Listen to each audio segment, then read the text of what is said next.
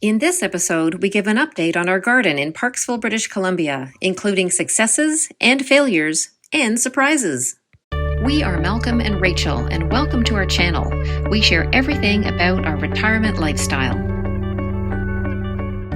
In May, we enjoyed seeing more new-to-us plants like this beautiful pink dogwood and this flowering evergreen laurel, as well as this weeping blue Atlas cedar, which is trimmed to look like it's hovering off the ground. Our little backyard pond has some lily pads, which welcomed back Freddie, a Pacific tree frog who returned for some nightly visits. At this time of year, the deer were shedding their warmer coats and filling up on anything green. Another day, we were surprised to discover this lizard sunning on a rock. This little guy is likely a common wall lizard introduced to BC and is an invasive species originating from Europe. Those found in BC are thought to be native to Italy. The bee population in this area appears to be healthy and vibrant, as we've witnessed all season. Into early June, we were stunned with gorgeous California lilac in all shapes and sizes throughout the neighborhood, and this showy black lace elderberry. Around an old stump, we have lots of mushrooms, which I think are pale brittle stem. The small white or golden brown caps initially are cone-shaped, becoming more rounded and eventually maturing to upturned edges, almost looking like flowers. I guess it's a sign of lots of nutrients around the stump. Eventually, we'll have this stump removed. In our own backyard, we had huge peony blooms and numerous roses in pinks and yellows, which continue to produce flowers through the summer.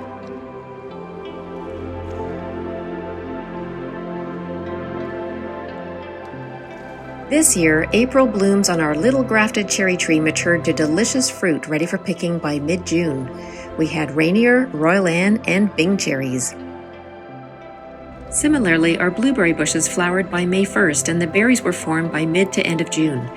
We were picking and eating them daily soon afterwards, and even though we were away for a little while, we still enjoyed these little nuggets of goodness up until mid-August. Hi there. It's July the 10th, and we've been away for 2 weeks back in Ontario seeing family. So we just came back, and our grass is kind of long, and it's been really hot since we've been gone, so the garden's really flourished. We just gave it a bit of water, even though it's had a sprinkler on it for a little bit, but it's just really hot and dry here. So I'm just going to go over and pick some peas. Let me show you how much we've got in the garden now. Look at all these peas, tons of them. I've got a colander. I'm going to pick some, and I'll see how many we get. There's still some not ready yet, but there's a lot that's ready.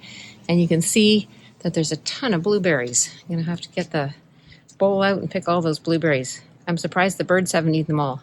After the first set of peas were finished, we planted more. Hi there. I'm out in the garden, and it's July 23rd, and it's a beautiful day. The sun is out and it's warm. It's not too hot. And I've just come out, as we do every day, to pick our berries. And we have lots of blueberries. They're kind of nearing the end, but we're still getting quite a few each day. And we have quite a few raspberries that are coming out now too. So let's go pick some of those.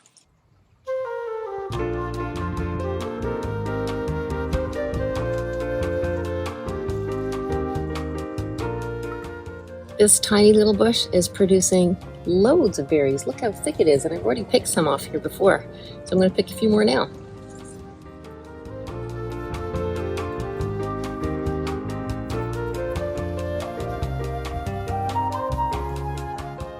Raspberry plants grow pretty quickly in the spring and are a great source of pollen for bees and wasps. Every year by July, we're already starting to pick raspberries, and by mid-August can pick a generous amount each day. We love combining them with blueberries and local wild blackberries. These raspberries are tricky to find. They like to grow under the leaves, so you've got to really look carefully. And I noticed that sometimes they're not quite ripe. Like there's one here, just a little bit hard to pull off, and it's a little bit lighter color, so I'm going to leave that another day. Probably be ready next time. These ones, though, they're ready. And I can see another one under here. Look at that guy. There he is. A couple more over here as well.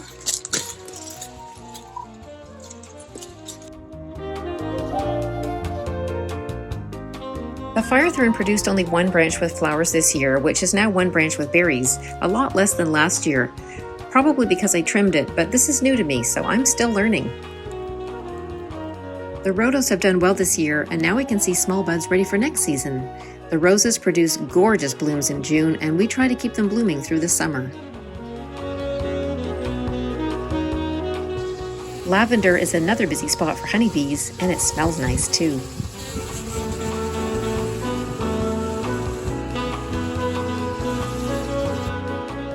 This was our first time growing garlic, and we weren't sure what to expect. We cut the scapes to allow more energy into the roots. Then in late June, we harvested the garlic and laid it out to dry. That'll do us for a week. With the garlic harvested, we planted more crops in that space. The fingerling potatoes, which we mounded earlier, did well. We planted the rows about 2 weeks apart, and as soon as the plants died off, we harvested the potatoes. Once they were all done, we then replanted new plants here, deciding on root vegetables which can continue to grow into late fall and even into winter. The beets are still growing. I had to put up a net to stop the birds eating the leaves, and I could hardly keep up with the kale. It seems to grow well anywhere. One good thing about birds is that this flicker came to eat ants.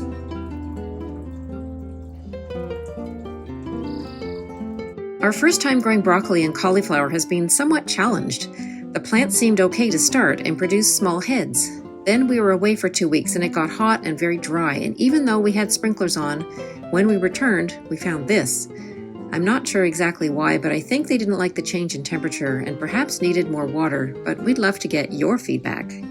So in their place, we planted some parsnips. The potted tomatoes are slowly turning red, and these peppers are thriving.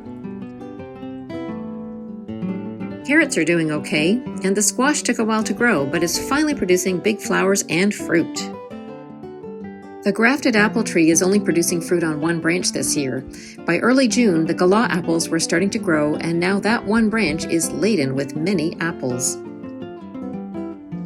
The 2 pawpaw trees are making progress. The first is quite large, and we hope it will make fruit soon. The second is quite small, but slowly growing.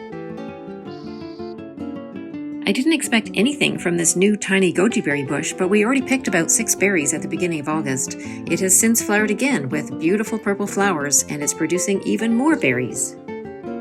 It's very rewarding making a meal, or at least part of a meal, from produce from our very own garden.